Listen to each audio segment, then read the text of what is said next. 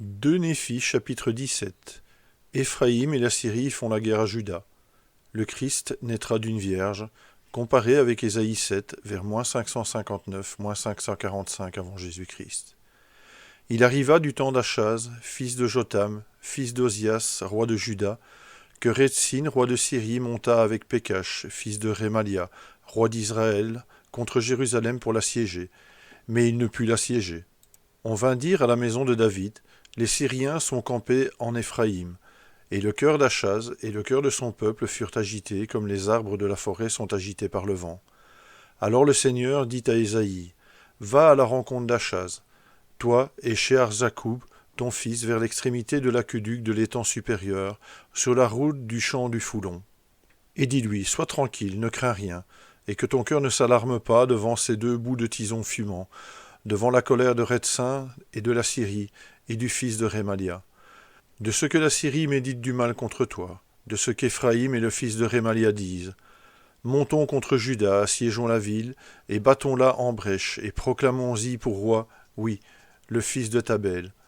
Ainsi parle le Seigneur Dieu. Cela n'arrivera pas, cela n'aura pas lieu. Car Damas est la tête de la Syrie, et Rétzin est la tête de Damas. Encore 65 ans, Éphraïm ne sera plus un peuple. La Samarie est la tête d'Éphraïm, et le fils de Rémalia est la tête de la Samarie. Si vous ne croyez pas, vous ne subsisterez pas. Le Seigneur parla de nouveau à Achaz et lui dit, demande en ta faveur un signe au Seigneur, ton Dieu. Demande-le, soit dans les lieux bas, soit dans les lieux élevés. Achaz répondit, je ne demanderai rien, je ne tenterai pas le Seigneur. Ésaïe dit alors, écoutez donc, maison de David, est-ce trop peu pour vous de lasser la patience des hommes, que vous lassiez encore celle de mon Dieu? C'est pourquoi le Seigneur lui-même vous donnera un signe. Voici, la jeune fille deviendra enceinte, elle enfantera un fils, et lui donnera le nom d'Emmanuel.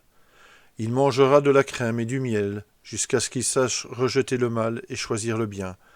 Mais avant que l'enfant sache rejeter le mal et choisir le bien, le pays dont tu crains les 2 rois sera abandonné. Le Seigneur fera venir sur toi, sur ton peuple, et sur la maison de ton père, des jours tels qu'il n'y en a point eu depuis le jour où Éphraïm s'est séparé de Juda, le roi d'Assyrie. En ce jour-là, le Seigneur sifflera les mouches qui sont à l'extrémité de l'Égypte, et les abeilles qui sont au pays d'Assyrie. Elles viendront et se poseront toutes dans les vallons désolés, et dans les fentes des rochers, sur tous les buissons et sur tous les pâturages. En ce jour-là, le Seigneur rasera avec un rasoir pris à louage, au-delà du fleuve, avec le roi d'Assyrie, la tête et le poil des pieds, il enlèvera aussi la barbe. En ce jour-là, chacun entretiendra une jeune vache et 2 brebis, et il y aura une telle abondance de lait qu'on mangera de la crème, car c'est de crème et de miel que se nourriront tous ceux qui seront restés dans le pays. En ce jour-là, tout lieu qui contiendra 1000 ceps de vigne, valant 1000 cycles d'argent, sera livré aux ronces et aux épines. On y entrera avec les flèches et avec l'arc, car tout le pays ne sera que ronces et épines. Et toutes les montagnes que l'on cultivait avec la bêche ne seront plus fréquentées, par crainte des ronces et des épines. On y lâchera le bœuf, et la brebis en foulera le sol.